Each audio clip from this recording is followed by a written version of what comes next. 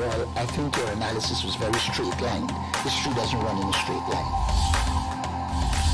Kid, you cannot tell your neighbor he is stealing ducks when you are stealing funds. As High Commissioner, I was wrong.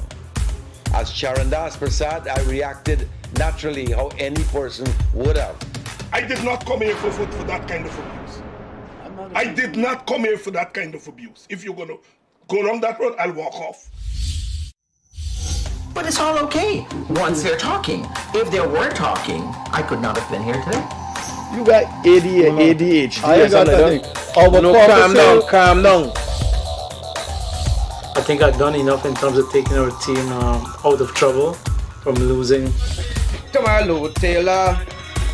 That's good.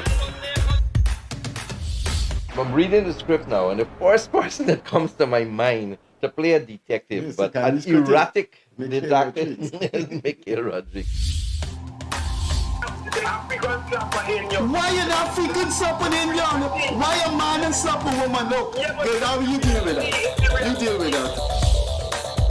We must encourage platforms like this because it brings together different people and allows for discussions to take place in our country on a multiplicity of fundamental issues. Gildarie, you apologizing for something you think I did is wrong. I don't want you to do that, and you should not have done that.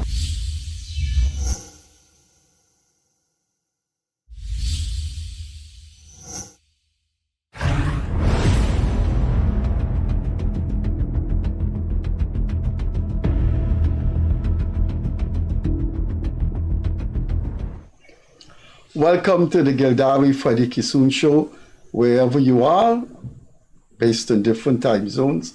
Good evening to you, good morning. If you're in London, good morning. If you're in India, good morning. Elsewhere, good afternoon, good night. This is the Gildarie Freddie Kissoon show. We are now in our 14th month. We come to you Mondays, Wednesdays, and Fridays, live recording in the studio, broadcasted live on Guyanese Critic Facebook page, TBN Daybreak News page, and on YouTube. You go onto your smartphone or your smart TV now, and you will see us in the studio. Good evening to my co-host, Leonard Gildarie. I will do a Gildarie thing. When Gildarie is leading off, he usually have some reflections. So I have a few reflections based on what has been happening in the country. Now, this is what I'm about to say is Leonard Gildarie's pet subject, but I'm going to take it over tonight. Traffic, road deaths. The Attorney General was here, and he said he thinks that per capita we have the highest road fatalities in the world. Now, I know about 4 years ago that was so. We had the highest road fatalities in the world per capita and suicide rate per capita, of course. I think the fatalities have gone up. People are being killed on these roads in crazy ways. One accident in Craig, 4 people lost their lives, and that happened within a time frame when 2 other people lost their lives in different parts of Guyana at the same time. So that is Gildarie's thing, and I since I am leading off this evening, I thought I should touch on it because there aren't words to explain what is going on with road fatalities in a country just under 800,000 people. When you think that we have the highest road fatality per capita, then something is definitely wrong. What can the government do? What can the police do if reckless people drive recklessly and drive wildly? I would hope when we have the call-in, whenever we have our call-in, if there can be some advice as to what you can do to curb it, because no matter how you increase the penalty, which has been done earlier this year for death by dangerous driving, how can you stop crazy people from using the roads in reckless fashion.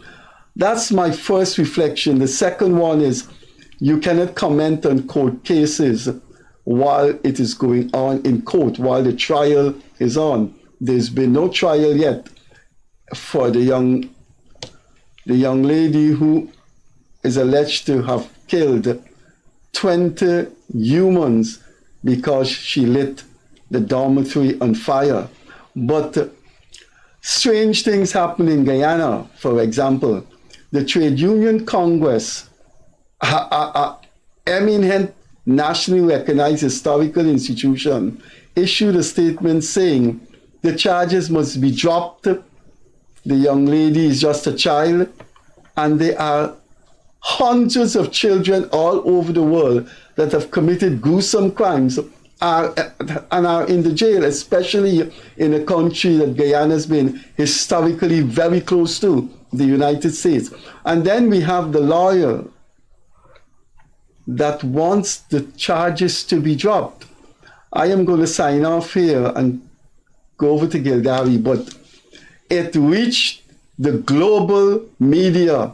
It reached the media all over the world that a student lit a dormitory on fire and 20 humans lost their lives. And people want to retread the women groups, want the charges. The women group and a set of people I call the usual suspects, they wrote a letter saying drop the murder charges and charge her for treason.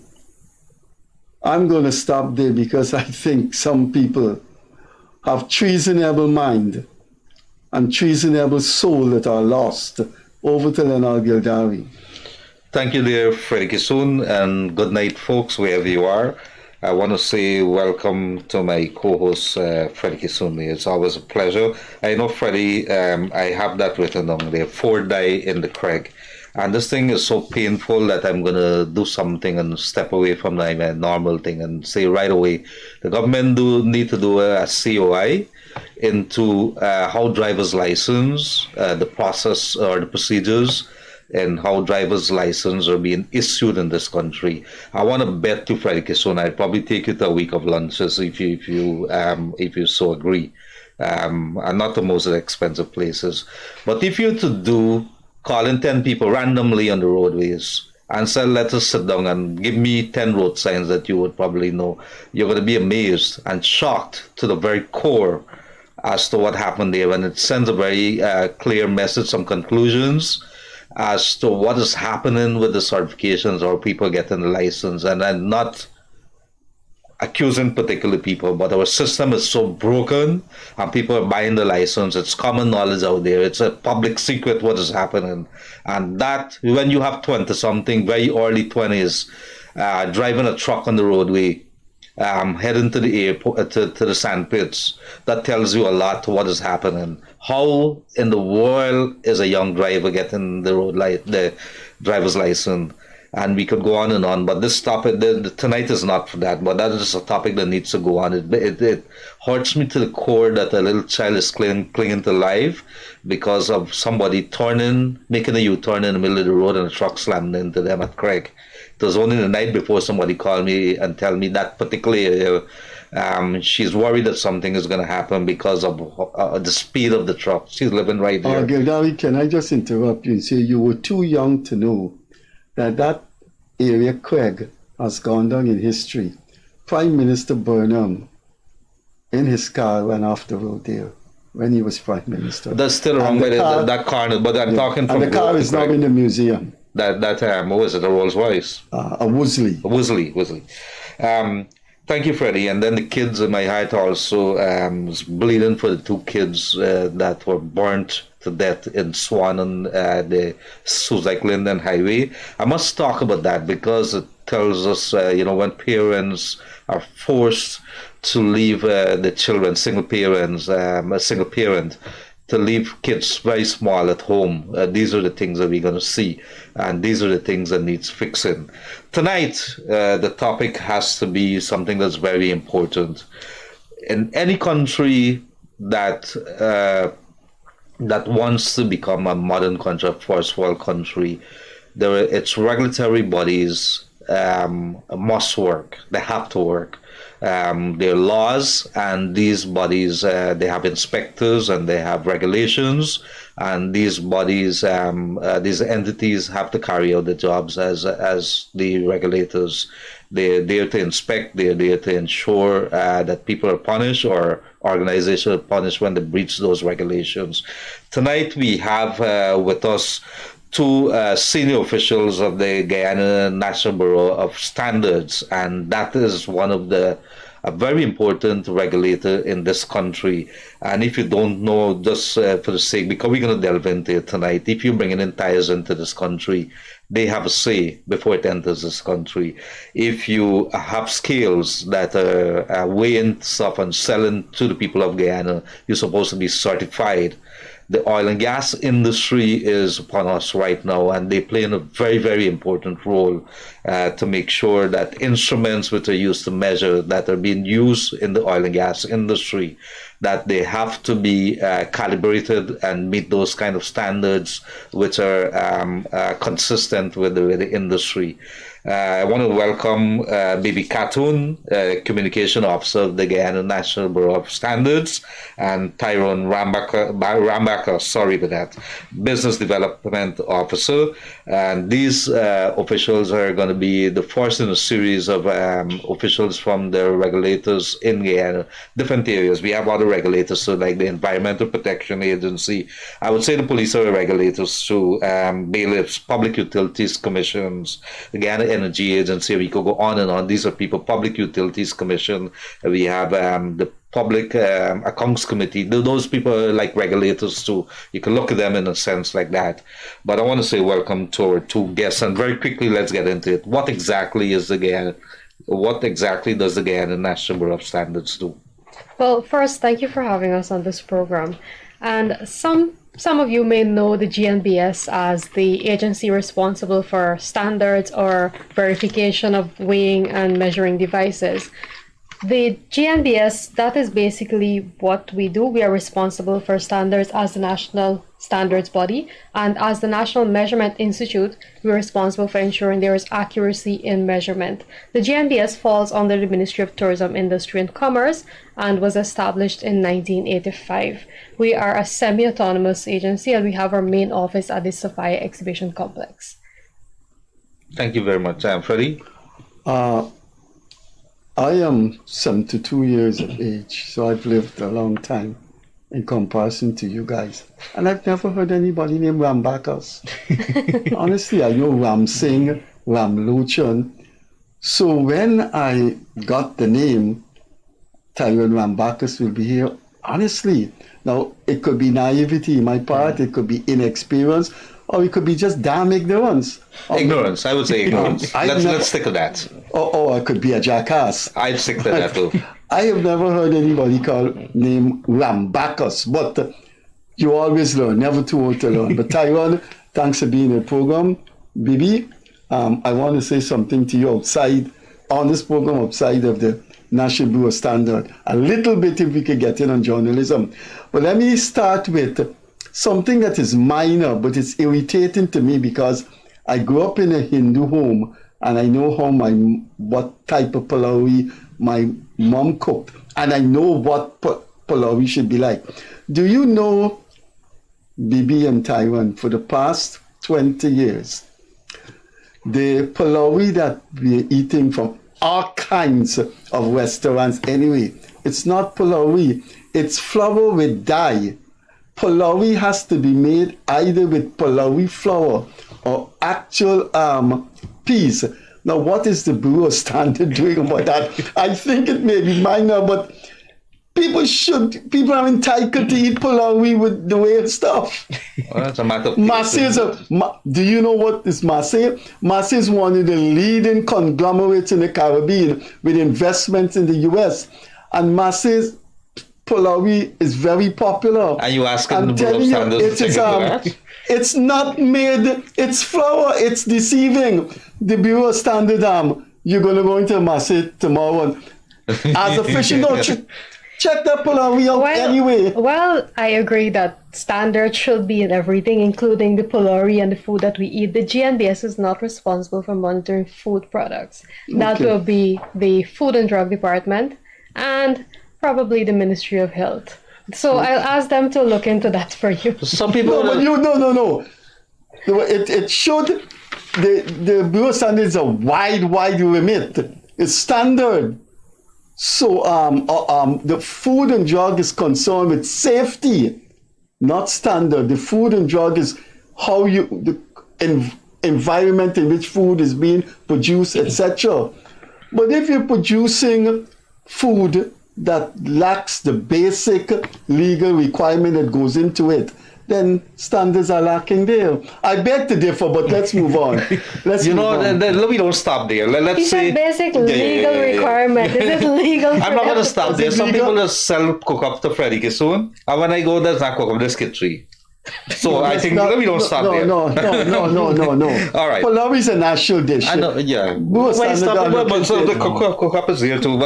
Kitchen cook-up I get. But let me ask let me start. Well, that was a really serious question. Yeah. But then again, other people may not find it serious. But the more pressing thing I want, the Bureau of Standards seem to be in the media and highlighted by going and checking on weights in the market. I've always know that they deal with running the markets with weight. I know weights in the market should be legal, but those are poor people. Do the Bureau of Standards go on the more richer companies?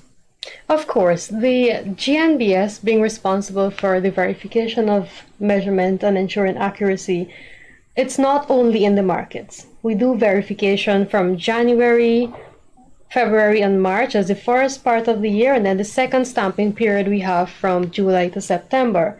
During this period, while we do the mobile verification where we go into the markets, you will hear a lot more about that because we actually physically go there with a bus and we have the people bring their scales, masses, and measures, and we stamp it, because that is to avoid them having to travel and lose a whole business day to travel and go to our offices across the various regions.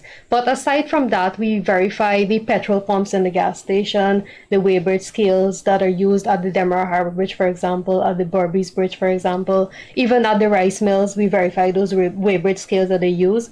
We verify the moisture meter is also used at the rice mills.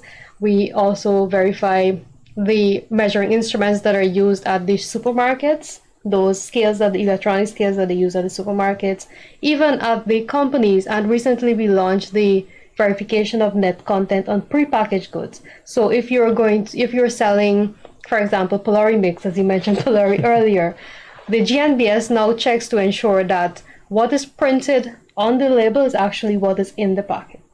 Well, we have now gone into an area of commonality. But that's the measurement aspect of it. Now I know the Bureau of Standard, what is you have to have the ingredients. For example, you cannot sell juice that is mixed with water and sugar. You can't call it juice. You have to call it guava drink. I know that's the standard. So if you cannot slap on the box guava juice, it has to be guava drink. That's why the boxes, all the juice boxes mark mango drink, guava drink, sorrel drink. Why it can't be the same for those products that are packaged and it doesn't have ingredients? Why it can't be the same? In that case, I think it's going to go back to Food and Drug again in relation to the ingredients. We're going to deal with the measurement. But That's two different things, right? Yeah, I'll be sure to talk to Food and Drug people to get on your program. But there's another regulator, by the way.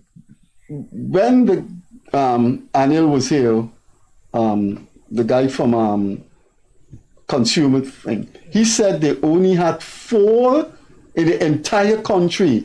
They only had 4 personnel to go and check on. You're talking about inspectors. Yeah, 4 they had. How much the Bureau of Standard?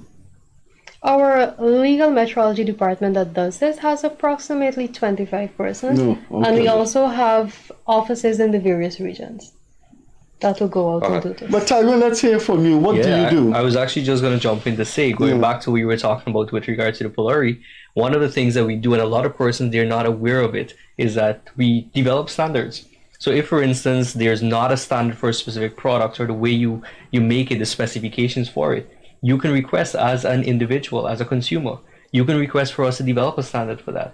And then we can go through the entire standards development process, get that done, and then once something feasible, You have to pay for that? there. No, actually, on our website, you will find what we call a new work improvement program. So you have an NWIP form, you fill out that form, and you send it to the GNBS. And after you send that form to us, you will have accompanying documents or whatever reasoning you have behind your wanting of this standard to be developed. And our technical officers will look to see if there is a similar standard in the region or international that we can adopt.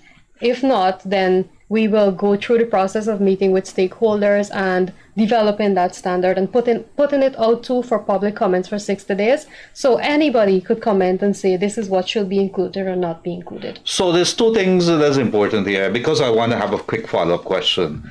For those people, what is it that people who have scales and they're dealing with the public and thing, is there a legal requirement by the laws with regards to the scales and what you have to do with GNBS? Yes, the GNBS is responsible for implementing the 1981 Weights and Measures Act. But are you required as an individual, as a business, to do something with the scale? Yes, and what is that? Because it's in law, you are required to ensure that your scale is verified twice per year when GNBS does the verification. It has to have a stamp on it. And it has a stamp. So like in the markets, you will see a blue and yellow stamp is affixed to the scale, and it is dated with the inspector signing. When we verify those scales, we not only look to ensure that everything is clean and balanced, we also ensure that it is working properly.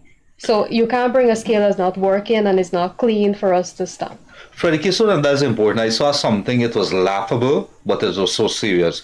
A man went to La Penitence Market, and folks, he bought a couple, I think 5 or 6 pounds of pork, and the man gave you 4 pounds, and he went back and put a fine cousin for the man.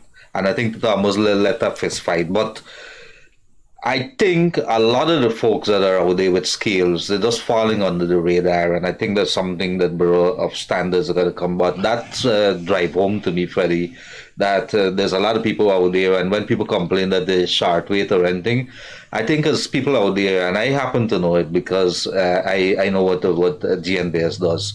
You could ask to see the stamp on that scale there to see whether it's certified.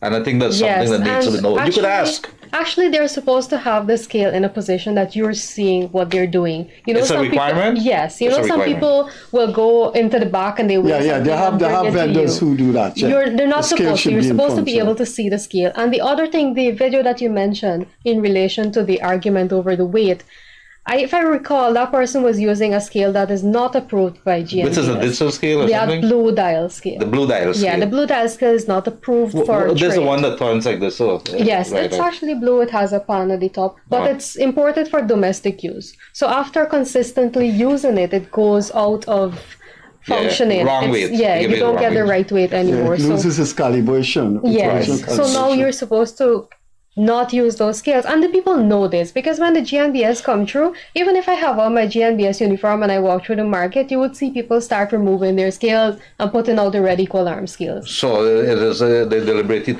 One of the things that I know here is that part of the things, and I want you guys to talk specifically with that.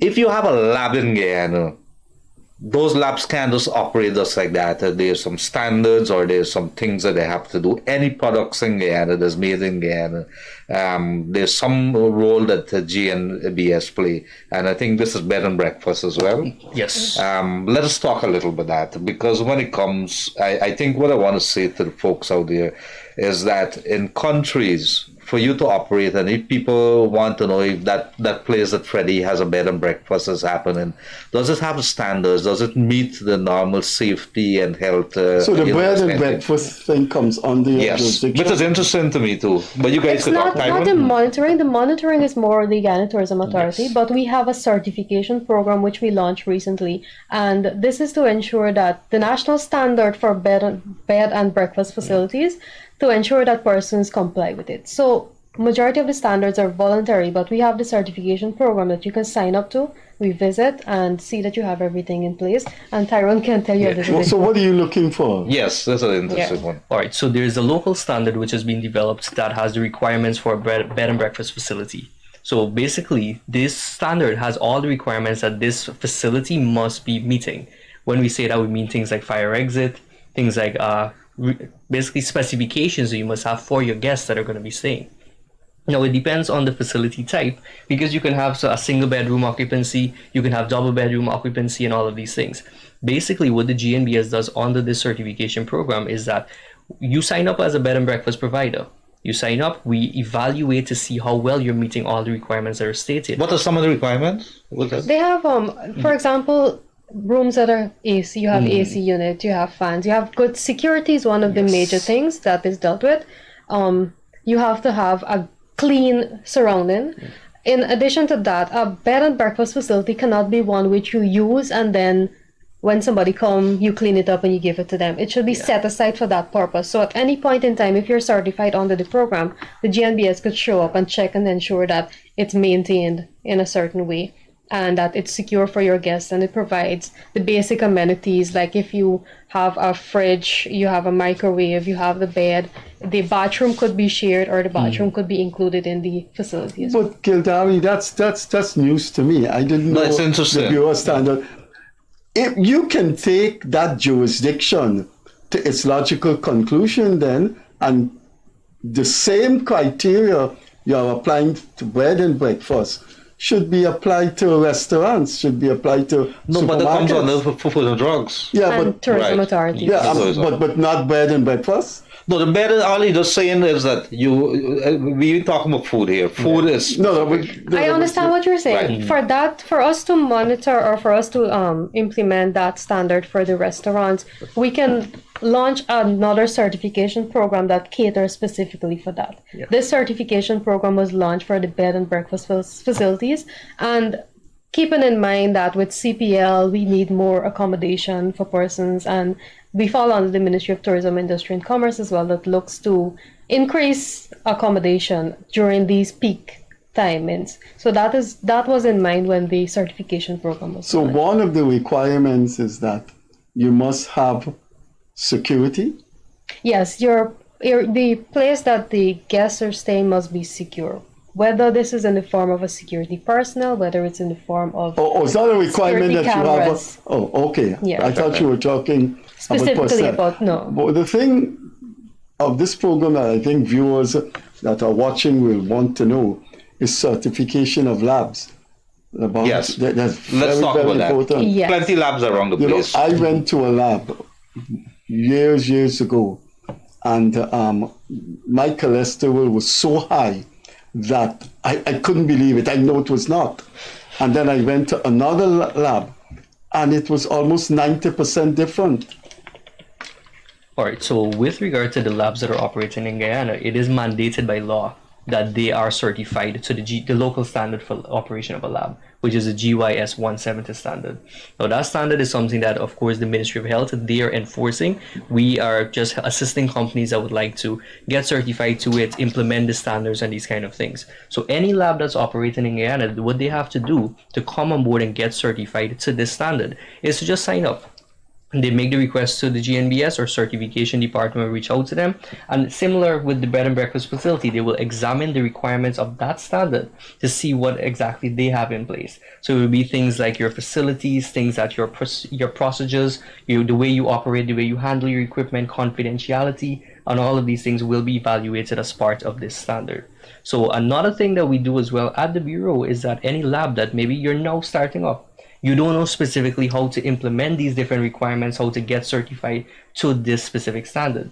we assist them in that regard as well. So we have other programs like technical assistance where they can sign up. We have our technical officers work with them to implement these different requirements within their operations. So at the end of it, when they're ready to get certified, it's not an if or a but. They will definitely get it. We'll come to some very juicy stuff in a moment, but there's an interesting program, I think, just as interesting as the bed and breakfast, which is a Made in Guyana program, or the project that's been pushed by GNBS. What exactly is that? And how many people, how many companies of our businesses have signed up for that? All right, so Made in Guyana is basically for any local manufacturer that is making any product locally here in the country. So it can be, despite whatever category it may be, we have a lot of agro-processors. We have persons that are manufacturing concrete hollow blocks. It ranges in different categories, but despite what it is you're making, once it's done here in Guyana, you can definitely sign up for that. The aim of this program is more so to give recognition to locally manufactured products, push Guyanese products to the forefront rather than everybody just buying these foreign products that are coming in that are imported. We just want to put emphasis on the local manufacturers in every category, in every sector. So with regard to that, it's a simple program where you just sign up, we check to see if you meet the requirements, and the requirements are so simple. Be a registered business, source your raw materials locally, or in some cases there's flexibility with what you need to import, and in addition to that, have Guyanese staff. And once you have those things along with your records and your documentation to show that we're operating a quality business, we can give quality products at the end of the day, we're going to verify that and we're going to be able to certify you. So it's as straightforward as that. But that part of that requirement of Guyanese staff has to be contextualized, because there's a serious shortage of Guyanese staff because of the extraordinary boom in the economy. Definitely. So with that specific requirement, what we actually set it out to be is at least 70% of your staff must be locally. In the whole, Tyrone and Bibi, in the whole context of things, standards and Made in Guyana, those certification process that you have there, I think what the people need to know, and I guess you guys would have to tell us, it is important for me as a layman that if you have those kind of certification and you meet the kind of standards, it means that your products could be sold overseas because it has gone through some tests, it's been certified. Am I correct in that conclusion? Indeed. So the aim of the program is to promote local products, locally, regionally, internationally. We work along with the Guyana Manufacturing and Services Association, and some of the agro-processors work along with the Guyana Marketing Corporation as well to help them with the branding. You would now see a circular sticker with the colors of the Guyana flag on it, and it marked GNBS approved Made in Guyana. Those products have gone through the process of getting certified, and we have like small companies that would do the packaging of saltfish and achar and pepper and the different sauces, but we also have major companies like the Milko with the flour. We have Banks DRH recently joined onto the program. So we are trying as much as possible to bring all local manufacturers onto this program. So instead of just seeing product of Guyana on a label, you can have GNBS approved Made in Guyana, which means that it's gone through even more tests to show that this meets quality requirements. And it's not only food products. We've had IT companies, we've had the Barama, for example, that deals with wood products. We've had Florid that deals with wood products. We've had different companies sign on to the program. So that's catching on very quickly. Yes, and we're encouraging consumers now to look for the Made in Guyana GNBS approved mark or sticker on the items that you're purchasing, to know that you were purchasing something that meets quality requirements and that was tested and certified. I would like to see, Freddie, that sometime or the other, in some countries when you're certified and things like that, you get benefits from the government, maybe a tax rebate here and there as a kind of a reward.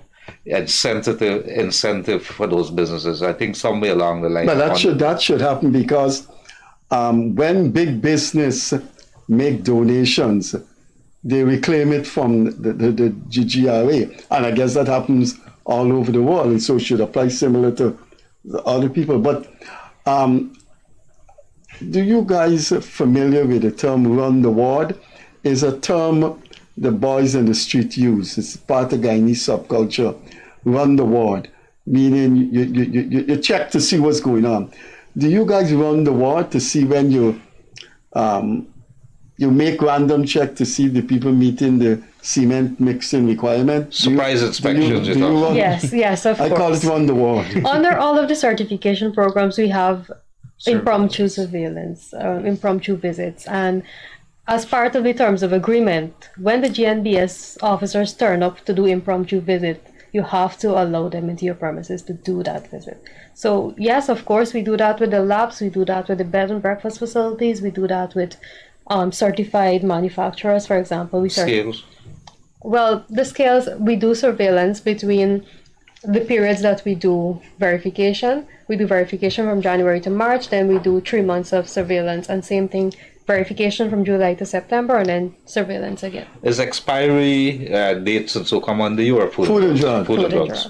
All right. Well, there's also another interesting thing that I want to come, because we come back as we go down. There's a lot of stuff that GNBS does, and it's important because if you know that you have a regulator which has tremendous power, because eventually I know one of the things that they don't do that come within their jurisdiction. So I'm going to stump them with that when you finish. Thank you very much. Testing. You guys do, people have been complaining over the years.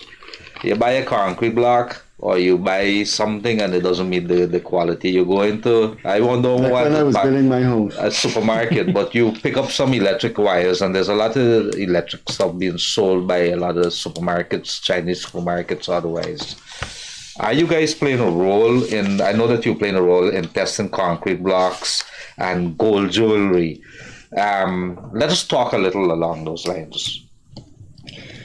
Of course, the GNBS Industrial Metrology and Testing Department provides testing for concrete hollow blocks. We have gold jewelry, and we have the various calibration services that department also provides for measuring instruments. For testing, you mentioned the hollow blocks, for example. We've had complaints about people just pick up the blocks and it crumble. We provide testing for 4, 6, and 8-inch blocks. And this is not just for the person building the home. The contractor, the manufacturer, anybody can come and submit the samples for us to get it tested, and we'll get it tested for the compressive strength, moisture content, and to ensure that it is durable, of durable quality. But do you require, Bibi, does GNBS require that any company or individuals, or so get a little small business and they want to go into making blocks, is it required that they're certified? It's not a requirement per se, but we try to reach out. Like if we notice the businesses are doing Is it this. a weakness of GNBS? No. Why not? So who looks after to make sure that these guys are up to, because they're talking about a building? Yeah, but it is not a legal requirement for them to get certified. It is a program that is offered by the GNBS where we test and we certify. And if we were certified by the GNBS, for example, to manufacture concrete hollow blocks, you would have a certificate that is on your premise. So we try to tackle this by ensuring that persons know when you're going to purchase blocks from a manufacturer to look for that GNBS certificate, and that will tell you that the blocks are tested. And of course, we'll do the impromptu visit and test the blocks. Remember, I said I have a question and stump them. Let me hear them. Go ahead. Let me find out if they're doing this because they ought to do this. Do you know you ought to go into the bonnet and examine every reconditioned car that is brought into this country? How do you know that those people, remember, all reconditioned cars are used cars. They have been used, and most of them have been used for more than 3 years in Japan. How do you find a car that is a 2021 model and it's being sold again in 2022? So is it not true that you're supposed to go into this bonnet and see that all those things are in place, that the engines are good, that people don't buy a pig in a bag? I'm sure that's a responsibility of someone to get that done, but while the GNBS monitors 17 categories of products, that doesn't fall under the 17. The standards of cars coming in, of reconditioned cars coming in? I think, Freddie, what happens here, so there's two aspects of that. If you're buying a car, I think it's recommended, especially a used car, you take a mechanic. The second thing is, if you're not too happy with what you've gotten, what you've purchased, and maybe there's a breach, and we've heard complaints That's from where they other come in. dealers. No, That's the I think the Competition and competition, I was about to Consumer think that that's Commission. where That's what I knew that was Yeah. right. yeah. So the Guyana Competition and Competitive, I think, Commission it is. CCSC. Yeah. They are the ones that you could actually go and complain and they would see it through. And I know of several cases like that they would take it to the end and engage the parties to have a resolution to that matter. Well, I'm supposed to stump them, but I am stumped. If you have a body that regulates standard and you bringing in substandard cars, But how do you say substandard? no, I'm not saying substandard. I'm saying the body to regulate standards should see that substandard cars are not in the country. Yeah, well, these are some of the things that we probably have. But they wouldn't have the manpower No, to no. They'll have to get hundreds of inspectors. You know how many cars come in this place? We just start PAE, and PAE almost finished. So they won't be able to PAF soon. Gold jewelry. Now a lot of people would say, "Man, I go to the jewelers and I end up, and I believe they give me a low carat or no." Yeah, carat. no. I could show you. This is a low car. A Canto? Yeah, no, Sorry. it's not genuine. It always does something under my skin. Yeah, I think this is Canto Gold. I think so too. And it's my precious wedding band. Well, I can invite you to come to the GNBS Yes. and we can get it tested. Who gave it to you, Freddie Kissoon? Yeah. I hope Mrs. Kissoon is not watching. Who gave it to you, Freddie? We both bought rings for each other when we got you were married. there? Well, I gotta test this thing because it's created a thing under my skin, and I believe the metal is poor. But Tyrone, no, you have to test. Tyrone, what are some of the things that that if you're buying jewelry that GNBS could do? All right, so we do provide testing, which is in the form of destructive and non-destructive for gold jewelry. So any person, let's say, for instance, at a random individual, they may purchase a gold jewelry and they don't feel as though it's the right purity as what they wanted, 10 carats, 12 carats, whatever the case may be. They can bring that to the GNBS. We can have it tested and verified. You have facilities here in Sophia. Yes. This is where the Housing Expo used to be, Guy Expo. Guy Expo. It's right in the Sophia Exhibition Center, folks. Freddie, you want to jump in back there? Yeah. Given the nature of your job, which is very extensive, you have to be working with a number of organizations, particularly in the medical field.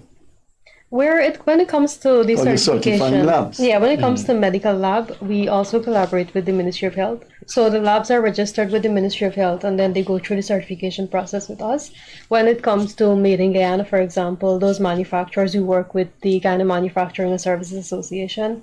When it comes to the standards, in relation to what standard we're dealing with, we deal with stakeholders in that sector. So if it's a standard for an agricultural produce, the farmers, the Ministry of Agriculture, PAHO, those organizations will be a part of that. Both of you worked with the Bureau Standard in 2019? Neither. No. Okay. Because remember, that was a big thing in the country. The government then in 2019 had banned used tires.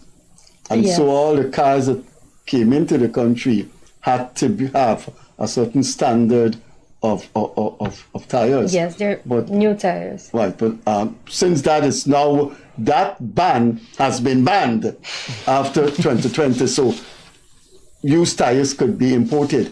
But since you were not involved in 2019, I will pass with the tire thing. Actually, I do have some information on that was asked by Gildarie earlier, and it's in relation to importation Before you get of there, Bibi, tires. sorry about that. I don't want to stop your tracks. Yeah. I just want to put it in context. I had to go change my tires over 2 weeks back. I bought one of those crossover CRV a couple of years back. And it so happened that it came with new tires. And I was driving this thing. The tires are good meat on it. I think that's what the boys have called it. And it started keeping, I'm hearing a lot of noise while I'm driving. So I took it on to the tire shop, and it says, "Do you know that you have snow tires on there?" I said, "What is snow tires?" They said, "I'm thing with them Japan, and so they have it there and they use it during the snow time." I said, "And they bought that down here?" How did that pass GNBS? I want to ask you that question. Or what does GNBS do to regulate tires coming into the country? And then the second part of the question would have to be, you would see new tires come into the country. It's marked new, but it's new because it's never been used, but it's 10 years old. Let's talk about those two things. I think 10 years is a lot. Right. I'm certain of it. Yes, the GNBS monitor, as you mentioned, new and used tires. And new tires, 2 years or older, should not be imported to the country. And then used tires, or even the new tires, if it's imported into the country and it gets to 6 years, it should not be sold. So the GNBS does monitoring at the ports of entry and at the bonds or the warehouses where these tires are taken from the port to the warehouses. For the first half of 2023, actually, we've had to destroy 3,538 tires. And these are tires that either they don't meet that years that they're supposed to be, less than 6 years to be sold and less than 2 years to be imported into the country. For used tires, we also found that they have different defects. For example, the damaged bead area, low tread depth, cracks in the sidewall. And these are used ones? Yes, uneven wear. And the inspectors, on visiting these premises, they would inform the person, the business owner, that these tires don't meet the requirements and they have to be destroyed. And the GNBS will go about destroying the tires. Can I you said something that's interesting. You know, a tire is almost an indestructible thing. Where did you discover? Not on Guyana roads. Where did you put They those usually use by a the blade. Hague Bosch dump site?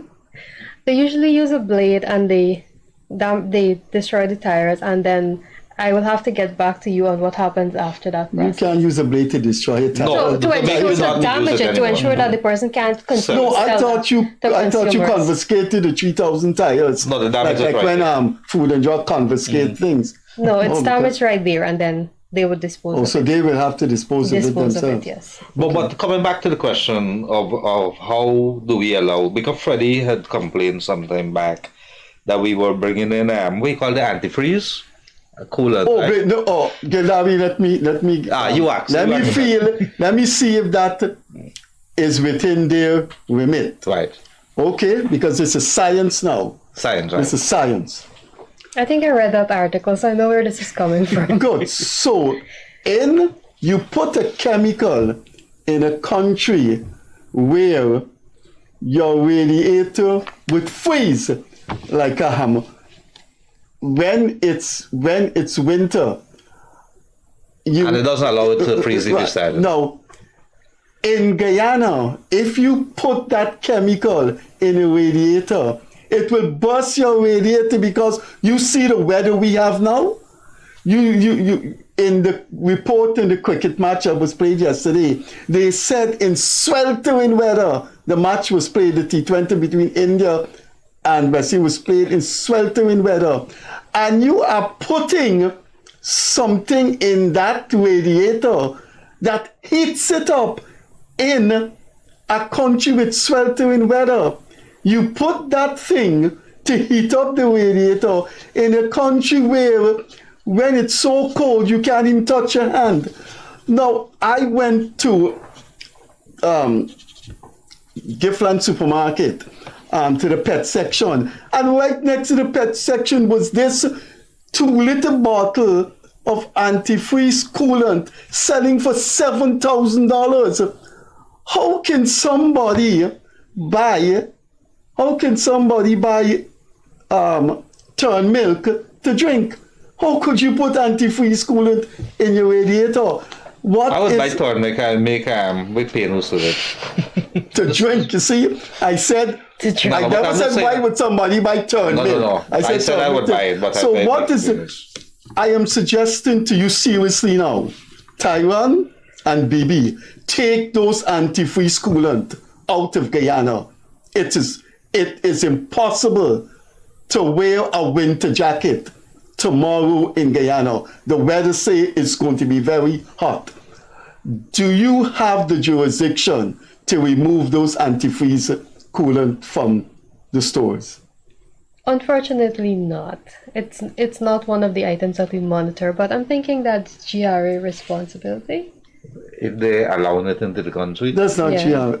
That's GRA? Well, then let me say as a continuation to Freddie Kissoon, fairy lights is coming to the country, electric wire drop cards and things like that. And when you put it on, you put some load on to them, then you realize it's not good. How do you guys do that, or is somebody else? Who does that? Actually, yes, we monitor electrical fittings and equipment, and we do monitor decorative lighting. So we do this at the ports of entry as well through the ASICODA system that is linked with GRA. All the items that we monitor will be informed that they're coming into the country, or they're here and they need to be inspected. The importers of these products are required to register with the GNBS. For each year, they have to register with the GNBS, and then we'll inspect it and ensure it meets the requirements. But another thing with those fairy lights that you mentioned, sometimes persons don't read the labeling. So the labeling requirements would have that they have to have a certification mark that says that they were certified and they're okay to use, but also whether they're to be used indoor or outdoor. And sometimes some persons would take something that has use indoor and use it outdoor, and after a couple of days it's not working, or even one night and it's not working. I'm required as a journalist, and you're never retired from it, to ask you this. Have you been receiving as GNBS a lot of complaints about the products that are being imported from China, and more specifically that are in our Chinese supermarket being sold? And if so, what has GNBS done about that? At this point in time, I can confirm to you that the complaints that we received are specifically for one demographic, or for the Chinese supermarkets. However, we do monitor all of these supermarkets, shops, variety stores, everyone that sells electrical fittings and equipment. And for the first half of 2023, we had to put thousands of these items on hold, and then... This is at the point in time at the wharves? At the sale outlet as well as the ports of entry. When we put it on hold, these are for instances where there is no certification mark. They can reach out to the manufacturer and get a certificate or a document stating that these were certified. They have no brand name, no country of origin. We give them time to supply these documents and proper labeling. They each, if you're buying a power outlet or one of those, what you call the receptacles, each one of them is supposed to be labeled with the volt and the watt and all of these things. So we've had to seize and remove 3,763 electrical fittings and equipment for the first half of 2023. Tyrone, what does a business development officer, that's your title, what does a business development officer does at the Bureau Standard? All right, so as of right now, one of my main responsibilities is stakeholder engagements. So when it comes to selling the services of the Bureau, going out, making persons aware that, hey, these are the services we offer, these are the services you can capitalize on. That's basically my responsibility. Going out, bring awareness, and of course, to let persons know how they can develop their own businesses utilizing our services. And what are some of those services that do you charge for them? Are there's a fee or something that you'd have to pay? Well, give us some ideas as a couple of those services that you would, people out on the street, businesses. I know that you're talking about products made in the end and so on, bed and breakfast certification and so on. Yeah, so with regard to all of our certification programs, there is a costing that's attached. The costing would differ depending on the type of certification you're going after, and of course depending in some instances on the type of facility or the type of product that you're looking to get certified specifically. With regard to at least one of the main service that a lot of persons pay the money to be able to get that service from us would be training and technical assistance, and we haven't really talked much about that tonight. When we talk about training, yes. So when we talk about training and technical assistance, we're talking about persons that just simply want to know a little bit more about any of the standards that are available, especially with regard to these international standards like management systems and all these things. Now, an individual may just want to get some understanding of what the standard really requires of me to do or my organization to do. In some cases, they may just want to apply this standard to their specific organization. What the GNBS has been doing is that every year we conduct trainings throughout the entire year. So we put out a schedule at the beginning of the year, letting persons know that, hey, these are all the trainings, these are all the standards that we're going to be training persons on. And any individual, it doesn't matter which sector you're coming from, once you feel interested within this specific training, you sign up, you get that. In addition to that, though, companies, it doesn't matter how big you are, how small you are. Once you're looking to get certified to, let's say, an international standard, the GNBS steps in there again to provide that technical assistance that you need. So what we mean by that is we help you to build that system. Just one thing, I need to interject there. I know that we run out of time. Yeah. But for the folks that are out there, I want to know, why is it I'm listening to GNBS tonight? Is it a requirement by all companies that you be certified before you do business with them? It is. And is this what is important? And what are some of the areas? And you could talk about that. Yeah.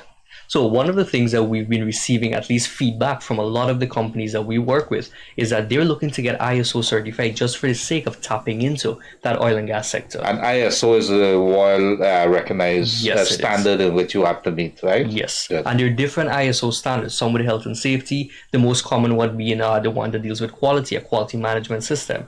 So a lot of companies that are looking to tap into that sector, they try to get certified to these international standards. That's where the GNBS would step in to help them along that line, set everything up that they need to get. I am going to say something here. My wife is going to divorce me tomorrow. I've been married for 44 years and I have done the shopping for 44 years. Why is it? I found this, and this is factual. If you go to Matai supermarket or Massey supermarket, anything, a packet of fudge or anything, it has a barcode, the person the cashier swipes it. But there's one exception. It's Bounty chicken. The cashier looks at the barcode and just to type in something. That comes under you. Because it's a food product, it will not. Okay. My operator just signaled our time has come. I'll ask Gildarie to have a say, and then we go back to the two of you, and we'll confirm. Yes, Freddie, unfortunately, I would love to GNBS to come back. We're going to have to invite you guys back because we have a lot of folks out there, middle class, and a lot of them are overseas and so on. And they would want to ask you, because of what you've said here tonight, I am educated here too. It's brought a lot of awareness to myself. I'm also happy that we have young people in our midst in Guyana at a key regulatory body like GNBS that are telling people, that are sensitizing our people in Guyana. And that for me is something that is very good. But we didn't get a touch on the oil and gas and what you guys would have done. So I would say it warrants, Freddie, that we ask Bibi and Tyrone to be back here whenever you guys are ready, and we could even do call-ins because people ask about scales. They're gonna want to talk about what's happened in some of the experiences. I saw one person very quickly said that when you go to the some of the stalls and so on, the people would have one scale for GNBS, and when they're gone, they have one scale for the customers. So these are the things. And by the way, Freddie, some people disagreed with you. The antifreeze said it's a good conditioner. I'm reading it here for daycare, and they don't have any problem with it. But so what does antifreeze mean? I don't know.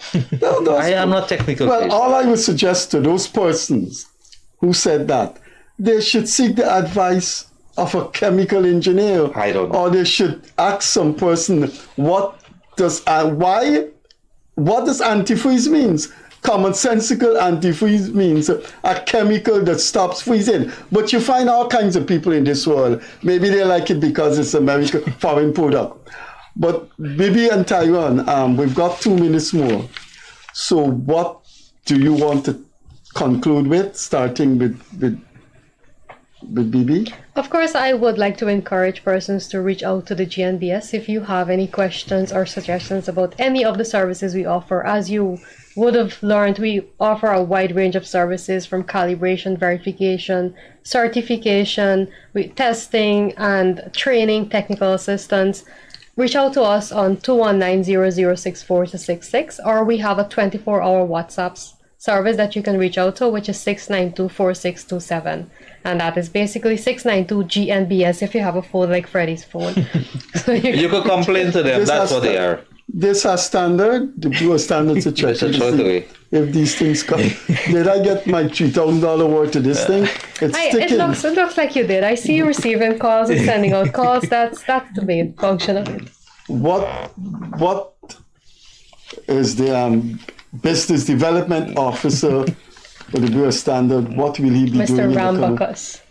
Could you pronounce that? I'm going to come to that just now.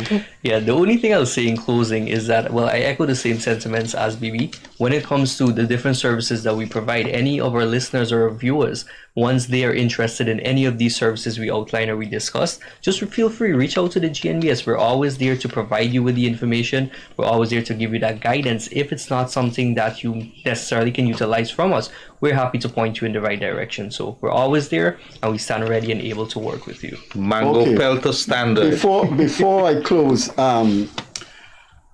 Bibi, you can take off your Bureau Standard hat, and let's come back in the studio some other time and let's talk about journalism, because you're in the company of two Guyanese long-serving journalists, and I know you're a journalist, so would you join us sometime and talk about journalism? Of course, that'll be a quite interesting conversation. We wouldn't talk about Bureau Standard because you wouldn't have, that would not be in your remit. The program is strictly journalism. No problem. And before I conclude, if we have a call-in program, I am betting, I am going to ask people to call in and tell me how many people they knew and know in Guyana that has the name Rambacchus. Now I'm asking seriously, Gildarie, stop your nonsense. I'm asking seriously. My dad is Rambacchus. Do you know anybody, well, the Rambacchus you know is related to him, outside of this Rambacchus family? I can name 5 of them. Okay, but they're all related to yes. him though. Like, I know you Bibi, do you know anyone before you met this guy named Rambacchus? It so happens that I have a few cousins that have the last She related name. though. But you related? No, seriously, you related to him too, right? we have some common relatives, yes. So the only Rambacchus is this man It's his family, and yes. his extended family? The rest are either Ram or Bacchus. Look, They don't go together. Finally, I'm coming to you guys with this thing. Of course. I think this thing is bad method. Ladies and gentlemen, Guyanese, wherever you are, you were watching two representatives from the Bureau of Standard discussing the work and the world of the National Bureau of Standard. Tyrone Rambacchus, the Business Development Officer, and Bibi Khatoon, former journalist, now Communication Officer with the National Bureau of Standards. Our operator keep banging me in my ears that our time has come. It was very interesting. We'll have both persons back on a call-in program, so people can call in and ask them their questions. We will be here on Friday as usual. Thanks for watching to us. On behalf of Leonard Gildarie, special and wonderful thanks to two young people who have the future in front of them. Bibi Khatoon, development. Khatoon. I said cartoon? Yes, you did. I'm married to a Muslim woman, I know, but cartoon. Oh my goodness. It's one of those days, ladies and gentlemen. Bibi, please pronounce your name for me. Khatoon. Bibi Khatoon. I got it right there? Yes, you did. Right. Bibi Khatoon, communication specialist with the National Bureau of Standard, and Tyrone Rambacchus, Business Development Officer. And as usual, the man with the stale joke. My heart was in my hand with a Rambacchus, but go ahead. And as usual, the man with the stale jokes by my side here, Guyana's enduring journalist, Leonard Gildarie. I got that pronounced. Yeah, you got it right. We'll see you on Friday evening as usual. Take care. As Gildarie would say, drive safely, be on the road safely, and take care of each other on the road. Catch you later. See you Friday evening.